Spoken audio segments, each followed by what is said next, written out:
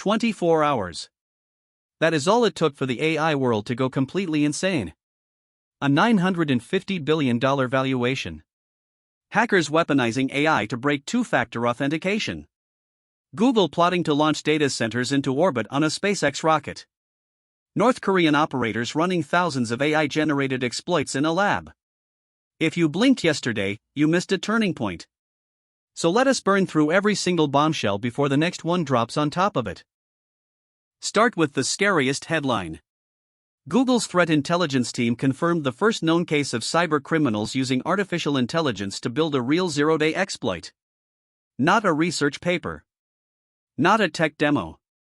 An actual vulnerability, handcrafted by AI, aimed at a popular open-source system.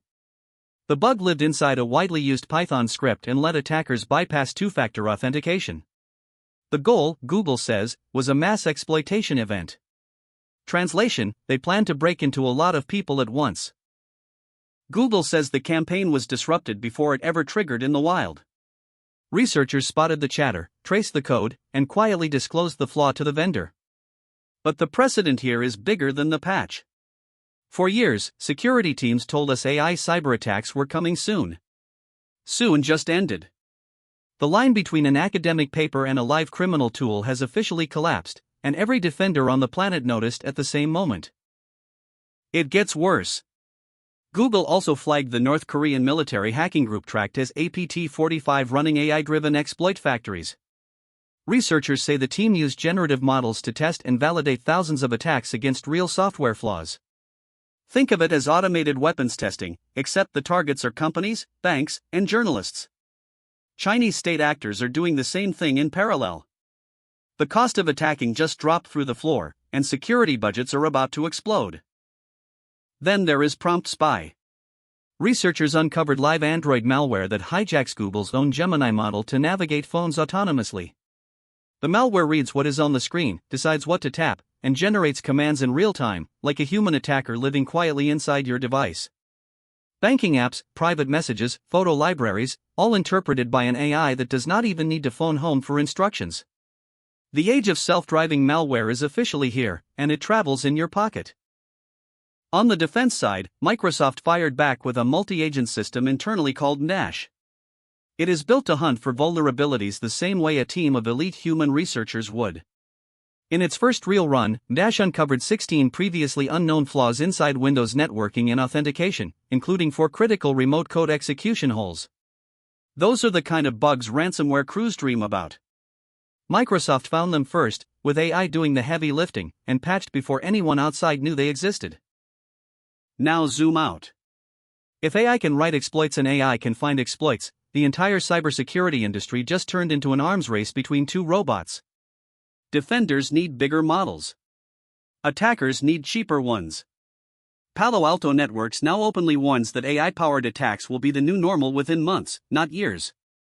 The chief information security officers you know are not sleeping this week, and the ones who somehow or will probably wish they had stayed up to read the report. Switch gears, because the next bombshell sounds like pure science fiction. According to the Wall Street Journal, Google is in advanced talks with SpaceX to put AI data centers into orbit. Yes, in space. The project, called Suncatcher, would clip Google's tensor processing units onto solar-powered satellites.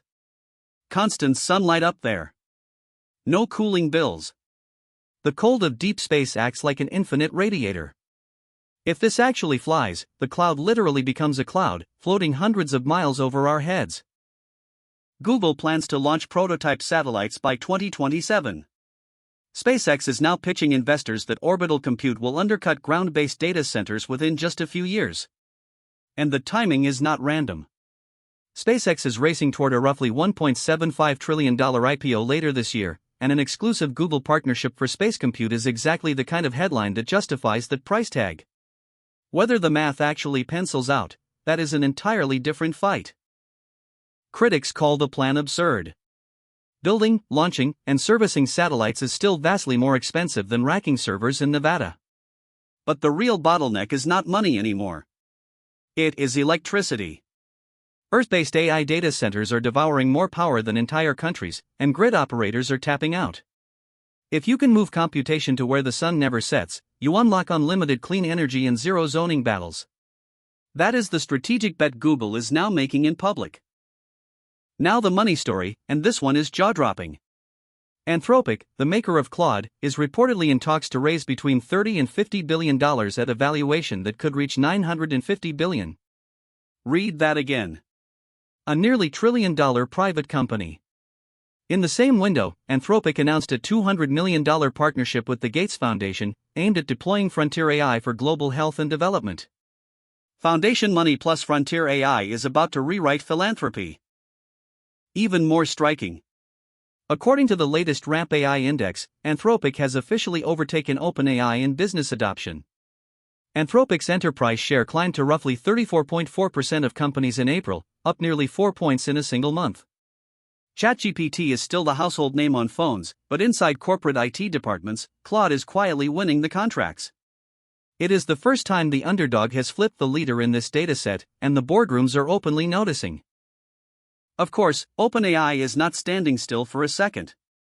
The company just rolled out a new arm called the OpenAI Deployment Company, designed to help large enterprises build directly on top of GPT 5.5.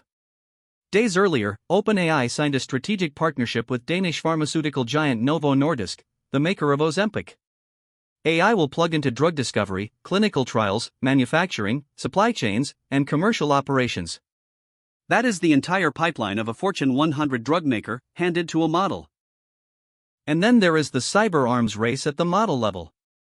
OpenAI is quietly rolling out GPT 5.5 Cyber, a hardened variant for vetted cybersecurity teams.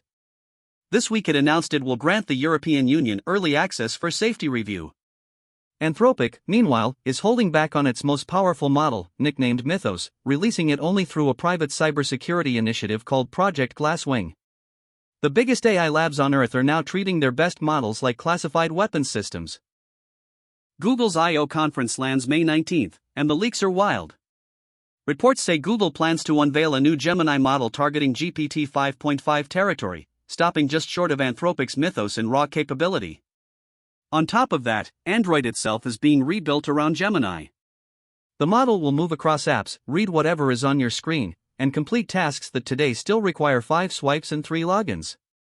Apple's WWDC reboot suddenly looks like it has a very real problem. There is open source news too. Google just shipped the Gemma 4 family, engineered for advanced reasoning and agentic workflows, with extreme intelligence per parameter.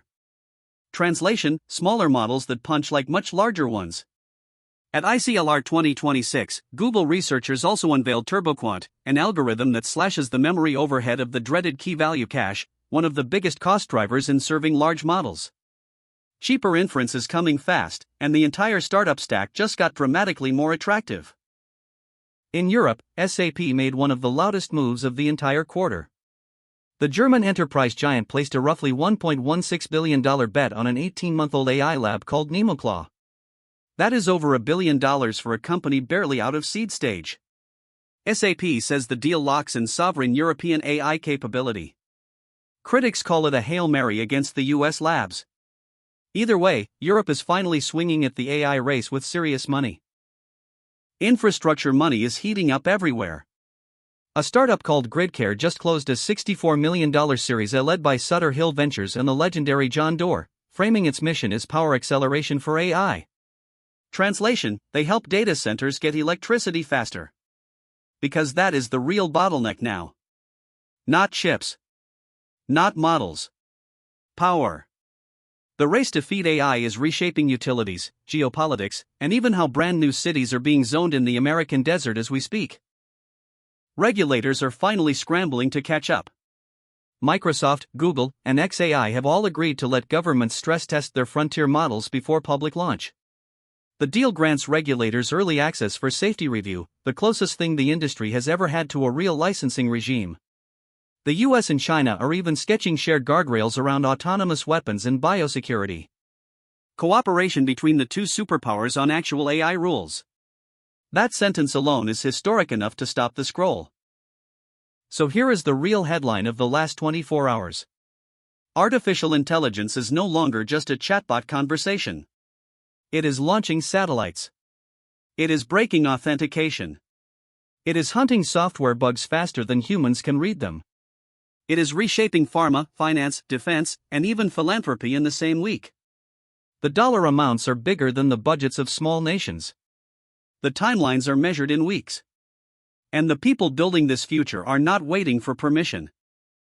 So I want to know what you actually think. Of every bombshell in this video, which one truly scares you the most? The AI-built hackers? The nearly $1 trillion valuations? The data centers floating in orbit? Or the simple fact that all of this dropped in a single day? Drop your pick in the comments, tag the friend who keeps saying AI is overhyped, and tell me which story you want me to break down next. The next 24 hours will be even crazier. If this video brought you value, hit like, subscribe, and share it with a friend. Thanks for watching, see you in the next one.